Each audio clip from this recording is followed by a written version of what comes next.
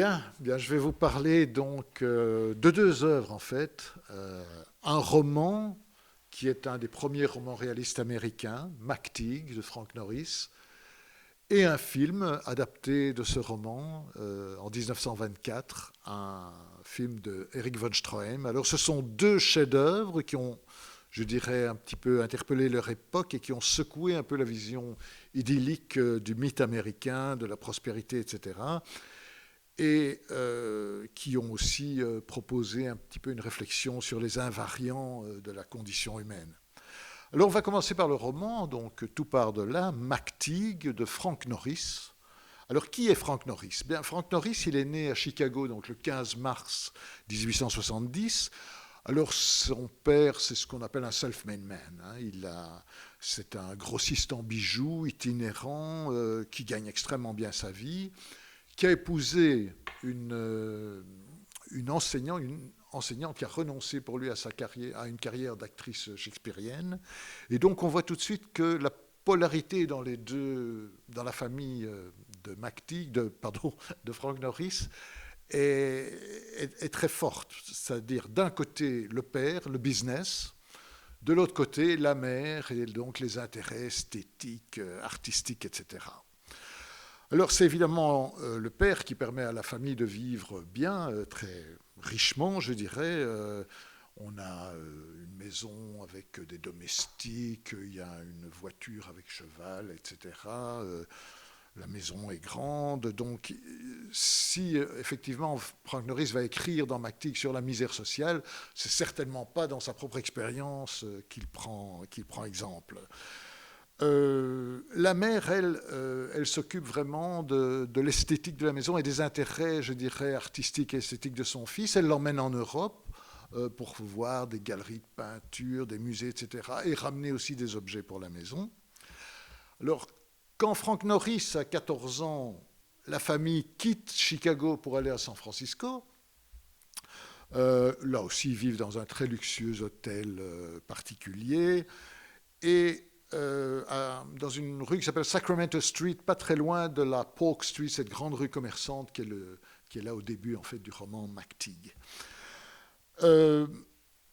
Frank Norris va commencer des études traditionnelles qu'il va finalement assez vite abandonner pour s'intéresser à la peinture et à l'étude de la peinture. À tel point que son père l'envoie à Paris, donc à l'Académie Julian, où il va... très bonne académie où il va donc essayer de s'y intéresser de plus près, mais assez curieusement, une fois en France, je dirais qu'il abandonne un petit peu la peinture pour s'intéresser surtout au Moyen-Âge, assez curieusement, aux armes, mais aussi à la littérature du Moyen-Âge. Il lit par exemple les chroniques de Froissart, il lit ça avec vraiment passion. Il apprend aussi le vieux français pour pouvoir lire dans le texte la chanson de Roland. Et alors un autre intérêt qu'il développe, c'est aussi la littérature de son temps, la littérature française de son temps, Balzac, Maupassant, mais surtout Émile Zola. Il va s'intéresser beaucoup à Émile Zola et ça va évidemment très fort le marquer. Alors lorsqu'il rentre à San Francisco en 89, il s'inscrit en littérature anglaise à l'université de Berkeley. Il écrit une petite ballade moyenâgeuse qu'il va publier comme ça, conte d'auteur. Alors on pourrait se dire que son intérêt pour le Moyen-Âge, a priori, ça n'a pas grand rapport avec son œuvre. Mais en fait, si, parce que ce qu'il a découvert en lisant les chroniques de Froissart, c'est justement un auteur qui va droit au but, qui écrit, je dirais, sans l'esthétisme d'autres périodes et qui raconte de façon franche et directe. Et ça va très fort le marquer. À Berkeley, évidemment, il se familiarise avec les théories évolutionnistes, du darwinisme, et puis il va bientôt traverser le continent donc vers l'Est pour faire une année à Harvard, où là, il va prendre des cours d'écriture littéraire avec un professeur d'ailleurs qui va le marquer, Lewis Gates, à qui d'ailleurs il va dédier le roman McTeague. Il continue d'ailleurs toujours à adorer les écrivains français, surtout Zola, et quand il revient après cette année-là à San Francisco, il a déjà en tête 3 idées au moins de romans en tête et un petit peu dans ses cartons, je dirais. Alors, comme je vous avais dit, le couple des parents de Frank Norris est curieusement assorti. Le père très businessman, la mère très esthétisante, je dirais, très raffinée. Ça va être le coup de tonnerre en 1994 pour Frank Norris parce que ses parents se séparent. Le père quitte le foyer familial pour retourner à Chicago et pour fonder une seconde famille. Et donc, Frank Norris va devoir travailler pour vivre.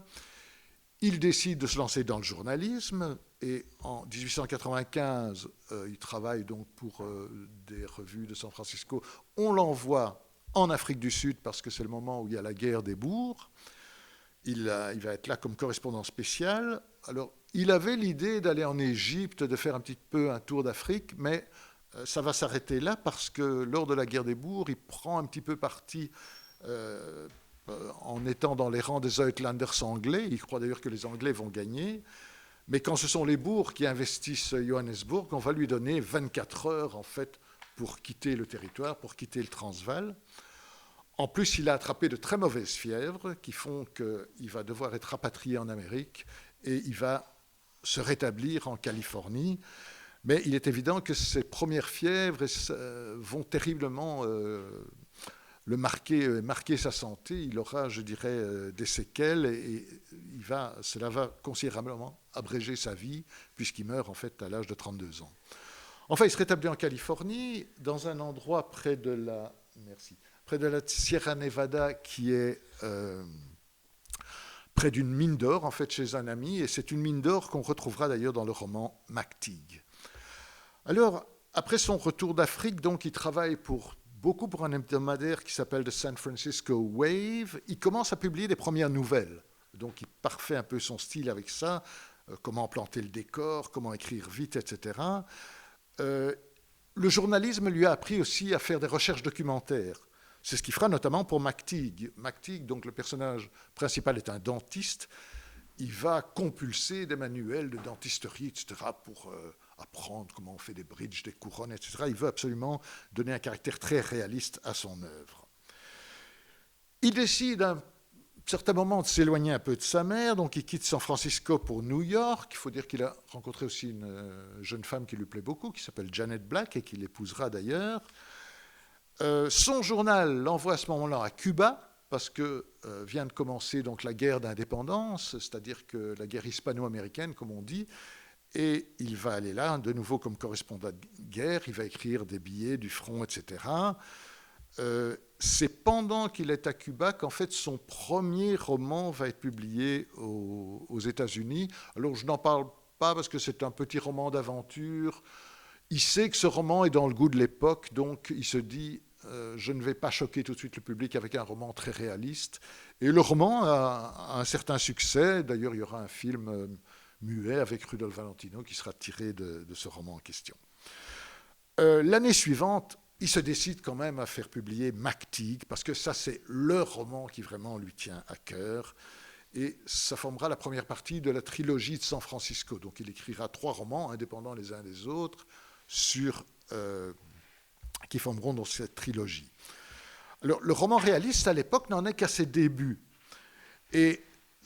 Mais ça plaît énormément à Frank Norris, parce qu'il est disciple de Zola, comme je vous ai dit, et deuxièmement, il trouve que le roman anglo-saxon, le roman victorien, étant berlificoté dans une langue anglaise qui est extrêmement rhétorique, qui est très empoulée.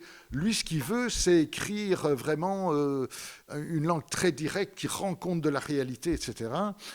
Et il veut rompre avec cette langue, je dirais, raffinée et un peu artificielle pour lui, trop élégante du roman anglo-saxon. Il écrit d'ailleurs à un ami « We don't want literature, we want life ». Donc, insuffler de la vie dans la littérature. Alors, après la trilogie San Francisco, il fera d'ailleurs une deuxième trilogie qui n'aura pas le temps de terminer, mais il en écrira les 2 premiers romans, sur ce qui est une espèce d'épopée du blé, en fait. C'est-à-dire, on voit bien que l'économie est importante pour lui, et je dirais l'influence de l'économie sur la vie des pauvres gens, en quelque sorte. Dans les 2 premiers romans de la trilogie du blé, il explique par exemple les problèmes entre la société américaine des chemins de fer qui exproprie des agriculteurs, des petits agriculteurs. Dans le deuxième, il parle de la spéculation en bourse concernant le blé, etc. Voilà. Mais il n'aura pas le temps, comme je dis, d'écrire le troisième, puisqu'il va mourir en 1902 d'une péritonite. Alors, montrer la vie plutôt que montrer des belles phrases. Bon, le problème, c'est que quand McTeague paraît, c'est un scandale absolu. Alors, pour le lecteur du roman victorien traditionnel, tout y est inacceptable, tout est répulsif. Les sentiments des personnages, tout à fait dépravés, les obsessions, le côté morbide, l'avidité des personnages, l'alcoolisme, la violence. Dans McTeague, il y a quand même 3 meurtres, une scène de torture, 2 combats, dont un mort. Un sadisme aussi, une violence psychologique, une noirceur de l'âme. Un peu tout ce qu'on a reproché à Zola, je dirais de façon encore amplifiée. Alors, il est peut-être temps de savoir ce que raconte McTeague. Alors, c'est un roman, je dirais, de la destinée. Je laisse un peu de suspense. Alors, ça raconte l'histoire d'un personnage qui, effectivement, s'appelle McTeague, qui a travaillé dans une mine d'or comme son père, mais qui, à l'instigation de sa mère, décide donc d'apprendre le métier de dentiste, mais en suivant un arracheur de dents itinérant un peu sur les foires comme ça, ce qui fait qu'il n'aura pas son diplôme et ça va poser un problème, et qui, après cet apprentissage, s'installe à San Francisco comme dentiste, c'est comme ça que s'ouvre le roman. Alors McTeague, c'est un géant d'allure très débonnaire, c'est un colosse, intellectuellement très limité, ça, Frank Norris insiste toujours là-dessus. Son meilleur ami, c'est un certain Marcus. Alors son ami, un jour, lui amène sa cousine Trina pour qu'elle se fasse soigner les dents. Le dentiste s'en éprend, au point d'ailleurs qu'il va l'épouser. Alors il y a un problème parce que Marcus avait des vues sur sa cousine, mais il s'efface vraiment élégamment devant le sentiment amoureux de son ami et il lui laisse la place en quelque sorte. Alors un geste très chevaleresque, mais qui va regretter. Parce que la cousine en question, Trina, va gagner une fameuse somme à la loterie, avec un billet de loterie, et donc ça va susciter l'amertume très jalouse, évidemment, de Marcus, qui en plus est tout à fait convaincu d'être le dindon de la farce, et ça va être le début ou plutôt la fin de l'amitié entre les deux hommes, et le début d'une relation qui va devenir de plus en plus empoisonnée. Et l'argent gagné va être d'ailleurs le poison de la discorde parce qu'il va révéler les caractères, en fait. Et notamment le caractère de Trina, cette jeune fille réservée et gentille, qui va commencer à développer une avarice absolument abyssale. Ce qui va se passer, c'est que McTeague le couple a l'air très heureux au début, donc ils se sont mariés, ils sont heureux, et puis McTeague reçoit un jour une lettre de l'ordre des dentistes qui lui interdit d'exercer son art parce que quelqu'un l'a dénoncé, il n'a pas de diplôme. Et on se doute bien que c'est Marcus qui l'a dénoncé, même si c'est jamais vraiment dit. À partir de là, va commencer pour le couple une vraie descente aux enfers. McTeague va sombrer dans l'alcool, il va finir par tuer Trina, qui lui refuse tout le temps son argent et qui veut vivre très chichement, etc. Il va lui voler son magot, fuir dans la vallée de la mort, donc cet endroit en Californie, aux États-Unis, qui est absolument abominable, poursuivi par Marcus pour des raisons vénales, et le tout culmine vraiment dans un final digne d'un western à la Sergio Leone, et donc une lutte à mort dans un décor apocalyptique. Il y a des personnages secondaires. C'est un roman extraordinaire, foisonnant. Il y a d'autres couples. Il y a par exemple un juif qui s'appelle Zerkov et qui rappelle un peu le juif du mort du marchand de Venise, donc de Shakespeare, Shylock, et qui témoigne d'un certain antisémitisme. Mais c'est pas un antisémitisme propre à Frank Norris, c'est de l'antisémitisme de l'époque, je dirais. Et le livre, disons, malgré que ces personnages secondaires sont très intéressants, est quand même dominé par un trio, donc McTeague, Trina, Marcus, et au fond un trio qui rappelle terriblement le trio de l'Assommoir, hein, Coupeau, Gervaise, Lantier, et un trio qui va vers la déchéance aussi, exactement comme ici. Alors, Norris se considère pas comme écrivain réaliste, il se préfère naturaliste, c'est-à-dire c'est un mélange pour lui de réalisme et de romantisme. Et c'est vrai qu'il y a quelque chose dans le roman qui le fait sortir du cadre étriqué, je dirais, du réalisme. C'est, je dirais, que les personnages sont hors normes. Ce n'est pas la description des petites gens, ce sont vraiment des personnages hors normes qui débordent d'énergie, qui ont des sentiments absolument exacerbés. Et ce qui va être le catalyseur, je dirais, de cette soif de l'argent, c'est ce désir effréné de réussite sociale qui va entraîner toute leur déchéance. Alors, McTeague, c'est quelqu'un qui est proche aussi de l'animal, c'est-à-dire il a à la fois une certaine douceur, mais il est capable d'une violence aussi extrême de temps en temps. C'est un homme, finalement, dont la volonté de s'élever socialement va provoquer la perte. Alors, le roman s'inscrit dans l'époque du capitalisme triomphant aux États-Unis. On est dans ce qu'on appelle the progressive era, l'ère du progrès, c'est-à-dire que c'est l'époque des grands capitaines d'industrie. Morgan, Carnegie, Vanderbilt, Rockefeller, toutes les grandes familles, toutes les grandes industries. Le mot d'ordre, c'est entreprendre. Il y a une vitalité hors norme qui fascine les écrivains et les artistes d'ailleurs, mais on va se rendre compte que ça fait beaucoup de laisser pour compte. Le président Theodore Roosevelt de l'époque dit « Nous n'avons pas besoin d'hommes érudits, nous avons besoin d'hommes », sous-entendu d'hommes d'action, d'hommes qui vont entreprendre. C'est aussi le moment de la vie urbaine. C'est un des premiers romans américains urbains, la vie à San Francisco comme vraiment grande métropole. Alors, je dirais que il n'est pas que disciple de Zola, Frank Norris, il est aussi lecteur de Dickens. Et donc, il y a quand même dans le roman, je dirais, un aspect qui est très différent. Bon, on critique le matérialisme de la petite bourgeoisie, mais il y a des personnages qui suscitent la tendresse. Il y a par exemple toute la famille de Trina, qui sont une famille d'émigrés suisses-allemands, etc., qui sont un peu ridicules, assez drôles, qui sont souvent de bonne humeur, qui sont cocasses en fait. Il y a aussi, je voudrais en parler, un couple de vieux célibataires qui vit dans la maison où vit McTeague.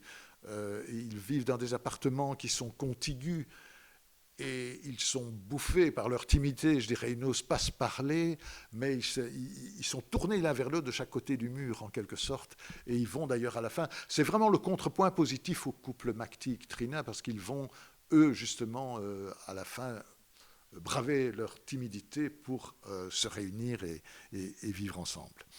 Il y a aussi un autre couple qui est ce juif dont je parlais, Zerkov, qui vit avec la femme de ménage Maria, celle qui a vendu le billet de loterie. Et cette Maria, elle rêve, elle parle tout le temps d'une soi-disant vaisselle d'or que sa famille aurait eue, à tel point qu'elle va susciter la convoitise chez Zerkov, qui va finir par la tuer, ce qui préfigure déjà le meurtre de Trina par McTeague. Alors, toute l'action au début se situe dans cette fameuse Polk Street à San Francisco. Et je dirais qu'il décrit très très bien, parce qu'il a été comme journaliste, il a connu les petites gens, il sait de quoi est faite la vie des petites gens de l'époque. Mais ce n'est pas uniquement une description réaliste, c'est aussi une description symboliste. Il y a des éléments qui sont vraiment très symboliques. Si je prends par exemple le couple de vieux célibataires dont j'ai parlé, le papier peint par exemple de leurs deux chambres est le même, parce qu'auparavant sans doute s'étaient réunis, et donc ça préfigure déjà la réunion qui en quelque sorte va avoir lieu. Il y a évidemment surtout l'or. L'or est très important, il colle vraiment au personnage de McTeague. Et il est symbolisé dans des tas de choses. D'abord, évidemment, il veut à un moment comme enseigne une grande molaire en or. Il y a aussi la cage, il a un canari qui va d'ailleurs trimballer toute sa vie jusqu'à sa mort dans le désert. Et ce canari, évidemment, est dans une cage dorée. Ce sont d'ailleurs les derniers mots du roman. Les derniers mots du roman, c'est « guilt prison ». Guilt prison, c'est prison dorée. C'est très symbolique de McTeague. McTeague, donc, en tant que, je dirais, naturaliste, Frank Norris croit au déterminisme. McTeague est complètement déterminé par sa condition. Il ne peut pas sortir. Donc, cette cage, ça symbolise vraiment son enfermement, comme l'oiseau. mais aussi l'or de la cage qui symbolise son obsession, sa folie, en quelque sorte.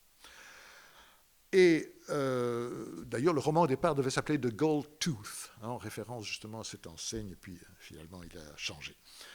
Alors, le déterminisme génétique est vraiment ancré chez les protagonistes. McTeague sait que son père était alcoolique, qu'il doit se méfier de l'alcool, mais quand la déchéance va être là, il ne va pas pouvoir résister. Trina, qui au départ est présentée comme quelqu'un de réservé, de gentil, va être elle aussi complètement bouffée par cette avidité qui est sans doute elle aussi au départ génétique, et elle va se refuser à se séparer jamais de son or. C'est absolument, elle a un rapport avec ses pièces d'or qui est terrible. Elle les allonge dans son lit, elle se couche à côté de ses pièces. Je dirais presque qu'elle fait l'amour avec son argent en quelque sorte. C'est assez curieux de voir que, par exemple, la scène de la nuit de noces entre McTeague et Trina n'est pas du tout dominée par le plaisir. C'est une scène dominée par la peur qu'elle a de ce nouveau mari. Par contre, quand elle est dans son lit avec son or, l'or est l'amant parfait, parce qu'il lui apporte plaisir et sécurité. Donc c'est vraiment la jouissance totale, je dirais.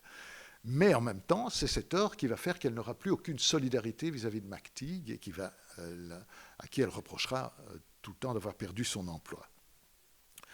Donc ils n'ont pas de libre arbitre, en fait, comme des animaux, je dirais. Il y a d'ailleurs dans le livre beaucoup de métaphores animales. Il y a un moment où on parle beaucoup de deux chiens qui se détestent dans le quartier. On voit très bien que ça fait référence à McTeague et Marcus. Il y a cet oiseau, évidemment, cet oiseau qui va être trimballé partout dans sa cage. Parfois aussi, les métaphores animales sont positives. Il y a les petits, au moment où le couple est heureux, il y a Trina sculpte de petits animaux en bois, etc. Donc c'est tout le temps présent en quelque sorte. Et ça symbolise évidemment le bonheur domestique tranquille qui était le rêve de McTeague. Mais McTeague ne va pas pouvoir pérenniser cet idéal pour deux raisons. L'amour, bien sûr, et l'ambition sociale. Alors, McTeague, d'ailleurs, je dirais qu'il est vraiment très proche de l'animal aussi, comme je vous le disais. Il n'a d'ailleurs pas de prénom dans le roman. Il n'a qu'un nom, un peu comme on donne aux animaux, finalement. Sauf que lui, c'est le nom de famille, McTeague. On n'en parle jamais autrement. Lorsqu'il se bat un moment avec Marcus, celui-ci lui transperce l'oreille et dit, Frank Norris, il a un hurlement d'éléphant blessé. Il y a tout le temps des métaphores animales qui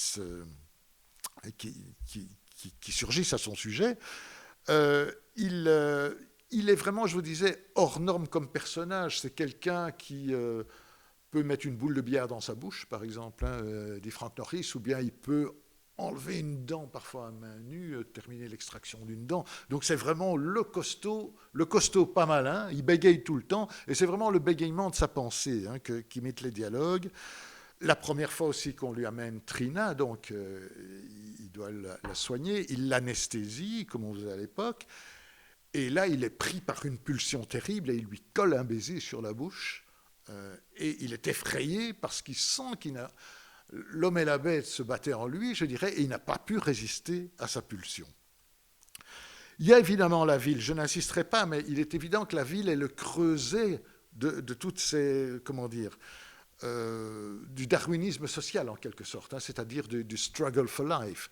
Donc cette théorie du darwinisme social qui a été surtout développée par Spencer, c'est de dire qu'au fond, il y a dans la vie une sélection naturelle et les plus faibles doivent s'incliner face aux plus forts. Et donc ça justifie tout. Cette théorie, évidemment, ça justifie les guerres coloniales, ça justifie... c'est la loi du plus fort en quelque sorte. Et il est évidemment que c'est une théorie qui va donner lieu à des dérives encore plus inacceptables par la suite. Et évidemment, Norris dénonce très fort cela. Alors, lorsqu'il aura tué Trina, donc McTeague va effectivement s'enfuir avec le magot pour aller vers le Mexique et décider de passer par la vallée de la mort. Alors cette vallée de la mort, évidemment, c'est un lieu, je vais en reparler, absolument incroyable, et c'est ce qui donne aussi un cachet extraordinaire à ce roman. On commence dans un cabinet de dentisterie petit bourgeois dans une ville, et ça se termine dans un endroit qui est un décor de western, mais halluciné, je dirais. McTeague va s'enfoncer de plus en plus avec un âne, donc son mulet, ses pièces d'or et son canari en cage, de plus en plus loin dans la vallée de la mort, et dans une nature évidemment qui n'a rien du tout de rousseauiste. C'est une nature invivable, impitoyable. C'est, je dirais, le cadre vraiment de l'enfer, en quelque sorte. C'est à mon avis la plus belle évocation d'un désert qu'on puisse faire, enfin belle n'est peut-être pas le mot, mais la plus saisissante qu'on puisse faire de l'évocation d'un désert dans la littérature. La vallée de la mort, c'est vraiment un personnage à part entière, qui est le tombeau, j'irais halluciner, de la folie des hommes. Et c'est là qu'aura lieu l'affrontement final donc, entre Marcus et McTeague, parce que Marcus l'a poursuivi avec un shérif et des tas de gens qui voulaient le ramener pour qu'il soit jugé, mais tous les autres ont rebroussé chemin parce qu'ils se sont rendus compte qu'ils s'enfonçaient trop loin et que ce n'était pas possible. Marcus, lui, a continué, et le tableau est d'une désolation totale. À la fin, finalement, il rejoint McTeague, mais la mule a été abattue. Ils n'ont plus d'eau parce qu'ils sont complètement épuisés. Ils sont en plein milieu du désert et ils ne pourront probablement jamais en sortir. Certainement pas à pied, puisque ça se prolonge vraiment sous un soleil de plomb jusqu'à l'horizon lointain. Et malgré tout, ils vont encore se disputer pour cet argent. Et entamer une lutte à mort sur ce sol qui est craquelé, blanc, brûlant. Alors McTeague finira par tuer Marcus, mais je dirais que c'est un combat où on se dit qu'il valait peut-être mieux être le vaincu que le vainqueur, parce qu'au moment où il tue Marcus, celui-ci a le temps de lui passer une menotte au poignet, ayant la menotte à son propre poignet lui-même. Donc McTeague se retrouve hébété, découvrant qu'il est enchaîné à un cadavre, dans une partie de ce désert hostile et torride où il n'y aura jamais personne qui va s'aventurer. Et son dernier geste sera un geste de bonté, puisqu'il va essayer de libérer le canari de sa cage, mais l'oiseau va voler, mais n'aura pas la force de voler plus loin, il va mourir près de sa petite prison. Alors, c'est un livre fascinant, parce que ça vous prend vraiment à la gorge jusqu'au dénouement final, et je dirais que le livre va certainement façonner deux personnes en particulier. D'une part, Théodore Dreiser, Théodore Dreiser qui va, en quelque sorte, devenir vraiment le grand romancier réaliste américain, mais aussi, je dirais, Erich von Stroheim. Erich von Stroheim qui va être absolument fasciné par le livre et qui va essayer d'en faire un film. Et c'est ce dont je voudrais vous parler dans cette deuxième partie, parce qu'en effet, il y a un premier film qui est tiré de McTeague en 1916, qui s'appelle Life Whirlpool, d'un certain Barry O'Neill, mais un film qui n'a pas eu je dirais, d'abord dont on ne trouve plus aucune trace. Et en 1924, Erich von Stroheim, lui, va décider de faire Greed, donc littéralement avarice ou avidité, qui deviendra vraiment un chef-d'œuvre, mais un film qui a une histoire extraordinairement complexe. Alors, Erich von Stroheim, il découvre ce roman, curieusement, dans un hôtel où il a séjourné. Le locataire précédent de la chambre avait laissé le roman, et il le lit, il est scotché par le roman, et il dit « je dois un jour en faire un film ». Il ne fait même pas de cinéma à l'époque, donc il a cette idée. Alors, qu'est-ce qui le frappe dans ce roman ? L'intensité des descriptions, la démesure des personnages, évidemment. Et il décide qu'il va en faire un film qui respecte tout le roman dans sa complexité et, je dirais, dans tous ses détails. Il veut restituer fidèlement le livre, et en fait, il va faire mieux que ça, il va vraiment le sublimer.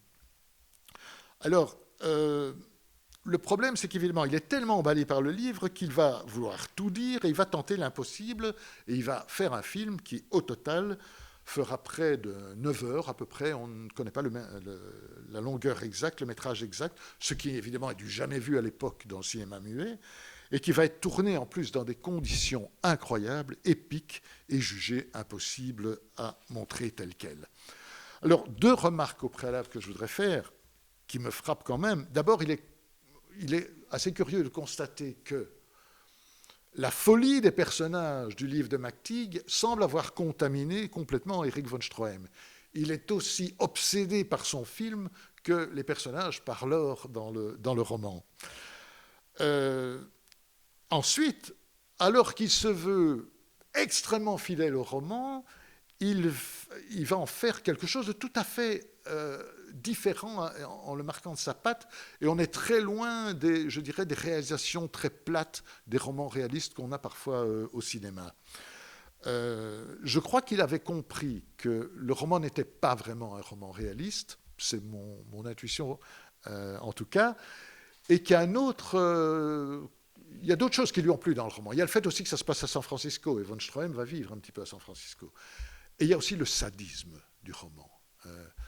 Von Stroheim a été connu à Hollywood comme The Man You Love to Hate, hein, et donc c'est parce qu'il avait une réputation de metteur en scène absolument terrible.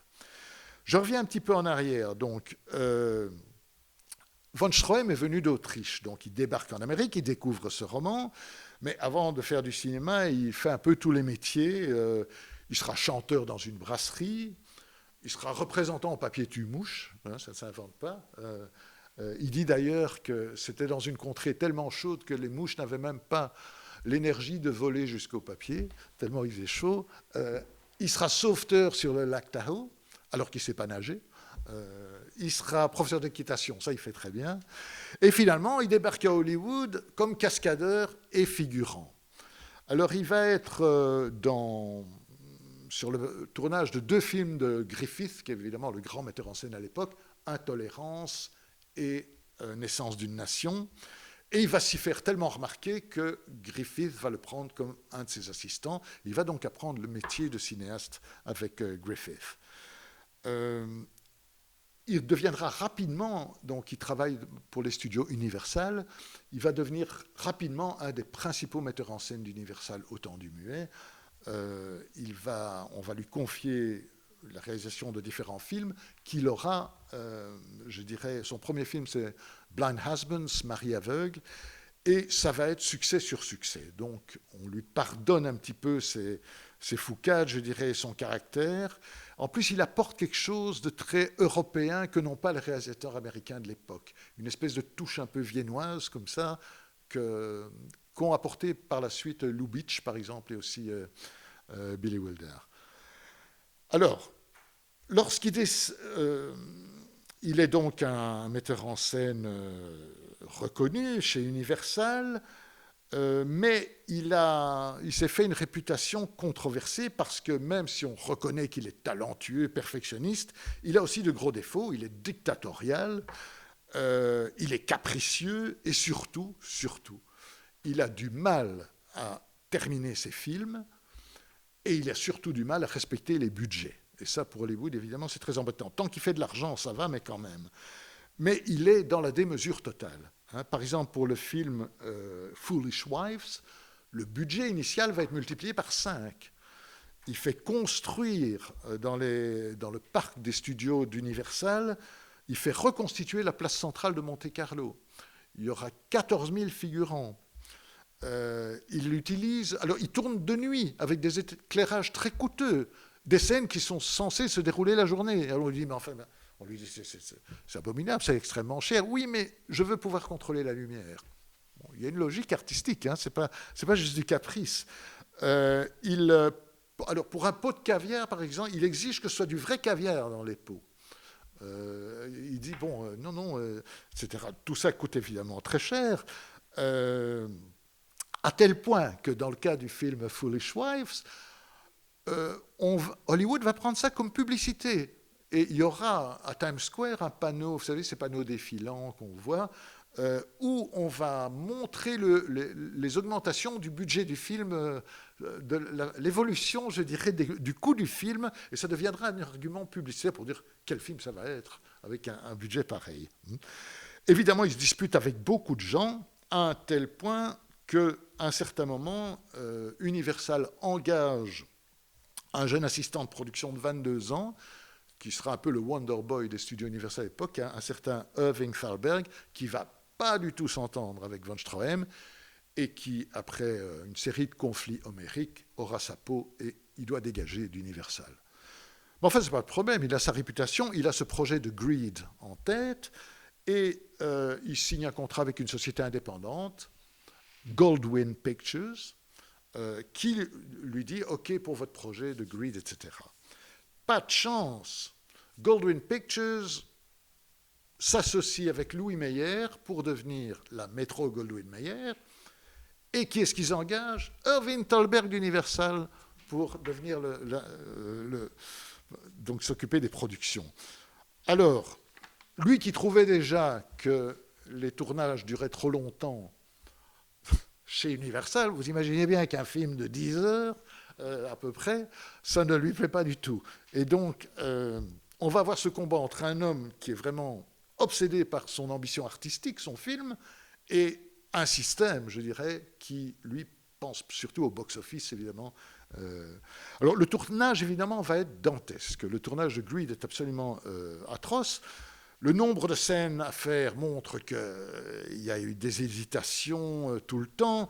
Les délais ne sont pas respectés. 198 jours de tournage, 198 pour les Français, mais donc budget non respecté, des conditions de tournage impossibles, surtout dans la vallée de la mort, parce qu'il veut toujours tourner sur place. Von Stroheim est un des premiers à vraiment... il ne veut pas que ce soit dans les décors. Et là, il a compris, au fond, une très belle chose, c'est que si on veut que ce soit réaliste, comme Frank Norris le voulait pour son roman, il faut qu'on ne tourne pas dans des décors tout faits. Il vaut mieux aller tourner dans les endroits prévus. Et donc, en ce qui concerne la vallée de la mort, il va avec son équipe dans ce désert donc, où il y a scorpions, serpents, tarentules, etc. C'est un endroit qui est donc à 300 km de toute végétation. C'est déjà un endroit désolé maintenant, mais à l'époque, c'est totalement inhospitalier. Les températures dépassent les 50 degrés. C'est l'endroit le plus chaud et le plus bas sur Terre, la vallée de la mort. Il y aura d'ailleurs une quinzaine de membres de l'équipe qui vont être rapatriés sur Los Angeles. Gene Hersholt, qui est l'acteur qui fait Marcus, va souffrir terriblement. Il va perdre 12 kilos dans l'aventure. Mais surtout, après le tournage, il va rester plusieurs semaines victime d'une hémorragie à l'hôpital. Il y a un cuisinier qui va décéder, un cuisinier qui souffrait d'hypertension qui va décéder. Les compagnies d'assurance, évidemment, refusent d'assurer le film. Mais von Stroheim n'est absolument pas dissuadé. Alors lui et deux de ses caméramans vont faire leur testament avant de partir et vont sceller leur testament dans un coffre avant de partir. Alors tout le monde va souffrir sur ce tournage, les acteurs bien entendu aussi. Von Stroheim est le seul qui a l'air à l'aise sur le tournage. Quand on voit les photos, il est là avec des gants, un bermuda, son casque colonial, un revolver contre les serpents.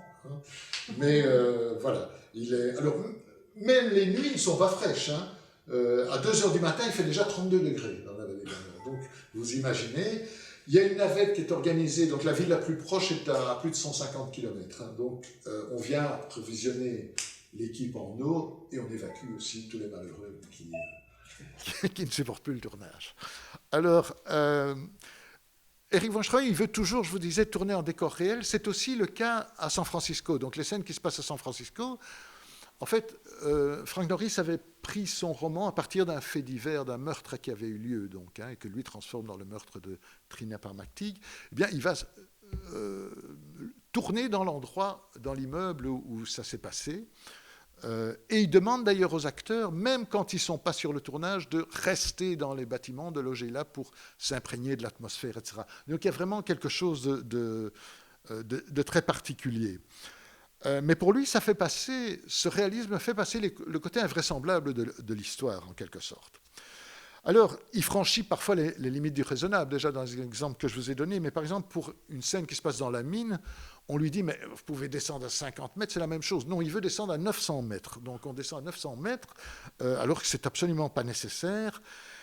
Et alors, il innove du point de vue technique aussi de façon extraordinaire, parce qu'il va jusqu'à, comme l'or est l'obsession vraiment du roman, il va jusqu'à teinter certaines parties en or de la pellicule. Et donc, il teinte directement en doré certaines parties, comme par exemple la fameuse molaire en or, qui ne se trouve pas d'ailleurs dans la version définitive, et d'autres éléments, la cage aux oiseaux, etc. Alors, quand il montre son film pour la première fois en 1924 à un panel de chez Metro-Goldwyn-Mayer, il y a 42 bobines, donc ça fait à peu près un peu plus de 9 heures de film, dont tout le monde est effaré, dit mais c'est inexploitable évidemment. Il y a une douzaine de personnes en tout qui verront la version longue, donc c'est une version que personne n'a vue en quelque sorte. Alors on lui dit, bon, confiez votre film à quelqu'un d'autre qui va réduire le format. Donc il confie ça à un ami metteur en scène, Rex Ingram, qui avec son monteur, Grant Whitlock, va réduire le film de moitié. Ils se disent, bon, comme ça, c'est possible. D'ailleurs, von Stroheim dit, plus que ça, c'est pas possible. Alors, donc, ils le réduisent de moitié. Ils se disent, ben, on pourrait le projeter en 2 fois 2 heures et quelques, ça peut passer. Thalberg, le fameux Erwin Thalberg, et la MGM refusent. Non, c'est pas possible. Cette fois-ci, on s'en occupe. On réquisitionne le film. Et ils vont faire travailler d'autres gens pour finalement réduire le film à sa durée actuelle, qui est 2h10, 10 bobines seulement donc, et le film comme ça est visible en salle. Alors tout le monde verra le film comme ça, sauf Erich von Stroheim, qui refuse absolument de voir son film. Pour lui, c'est un cadavre qu'on a mutilé, hein, c'est un petit cadavre dans un grand cercueil, donc voilà. Alors qu'est-ce qu'on a fait dans le film, évidemment, pour réduire? On a, je dirais, supprimé tout ce qui était personnage secondaire, pratiquement. Toutes les intrigues secondaires disparaissent, les 2 vieux célibataires, le couple Zerkov et Maria, la famille de Trina, tous ces Suisses allemands, etc. La scène du pique-nique disparaît. Donc il y a beaucoup de choses évidemment qui disparaissent. Alors, le film sort en salle, ce sera un échec. Ce sera un échec public. Le public n'aime pas, c'est un film quand même très bizarre, violent. Critique, les critiques n'aiment pas. Et financier, c'est un désastre. Et von Stroheim lui-même n'aime pas son film. Il dit que c'est un film borgne, manchot et unijambiste. Donc voilà, c'est très clair. C'est seulement dans les années 50 qu'on va commencer à réévaluer ce film. Et beaucoup de grands réalisateurs, déjà avant, avaient dit « mais ça, c'est un film extraordinaire ». Et en général, les réalisateurs disent « c'est un chef-d'œuvre absolu ». Eisenstein, mais Renoir aussi, Visconti, Orson Welles, enfin j'en passe et des meilleurs, disent vraiment « c'est un chef-d'œuvre », même sous sa forme raccourcie. Et je crois qu'il faut bien se dire ça, ce n'est pas parce que le film est raccourci et que von Stroheim ne l'accepte pas que ce n'est pas un film extraordinaire. Ça reste un film extraordinaire. Alors, je voudrais signaler quand même un petit cocorico. Lors de l'Expo 58, c'est la Cinémathèque royale de Belgique qui va publier le scénario intégral du film. Et sur cette base, il y aura 3 livres qui seront publiés et qui vont montrer ce qu'aurait dû être le film en quelque sorte, avec photos, etc., en publiant des photos inédites, etc. Donc, la Belgique a joué un rôle, si je puis dire. Alors, il faudra attendre 1999 pour qu'on voit apparaître une nouvelle version de 4 heures.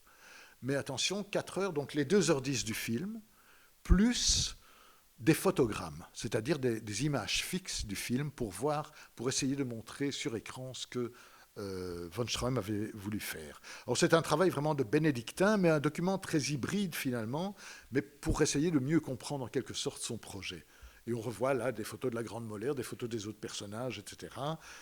Donc, première partie, le film, et deuxième partie, des images fixes. Alors, ce qui est extraordinaire dans ce film aussi, c'est, je dirais, d'abord la distribution qu'il a voulu. Il n'y a pas de grandes vedettes, il n'y a pas de noms ronflants. Ce sont des acteurs peu ou moyennement connus, mais qui font vraiment corps avec leur personnage. Quand on voit Gibson Golan qui joue McTeague, c'est vraiment un géant avec une espèce de coiffure un peu à la Harpo Marx qui lui donne une douceur angélique, quoi. Il y a ces deux côtés. Zazie Pitts qui joue Trina, ben, elle est frêle, elle est toute menue, mais elle a comme une tiare de cheveux comme ça sur la tête qui montre qu'elle est la possédante en quelque sorte de cet or et de cet argent. Marcus aussi, c'est un espèce de petit roquet teigneux, dédaigneux, très amer, comme c'est un visage extrêmement amer. Les mains sont très symboliques, hein, on filme beaucoup les mains de McTeague, des grosses mains, des battoirs, je dirais, mais qui sont capables de tendresse. Les mains de Trina qui tripotent son or. Les mains aussi de Marcus, notamment pendant la cérémonie du mariage, très tourmentée par le mariage de Trina et McTeague. C'est un montage qui est tout en contraste, en fait, hein, accalmie et énergie. Il y a des scènes comme ça où on passe vraiment de la douceur à la violence. Dès le début du film, hein, par exemple, à un moment, il recueille cet oiseau, il recueille un oiseau, il lui donne, je dirais, un baiser sur le bec de l'oiseau, et puis un peu plus tard, donc on a là un très gros plan, et un peu plus tard, quand il y a un autre ouvrier de la mine d'or qui malmène l'oiseau, il prend l'ouvrier et il le jette en bas vraiment d'un rocher, et là on voit vraiment un plan très très large qui souligne vraiment la brutalité de son geste. Très symbolique aussi comme tournage. Par exemple, la scène du mariage. Oui, bien sûr, on voit le mariage avec les réactions des protagonistes, mais en arrière-fond, on voit un enterrement. Il y a une rue où passe un enterrement qui, au fond, préfigure déjà la destinée du couple, en quelque sorte, le malheur qui va s'abattre sur eux. Hein. Et je dirais que ces gros plans récurrents, etc., ça confère vraiment une dimension de héros tragique, en fait, au personnage.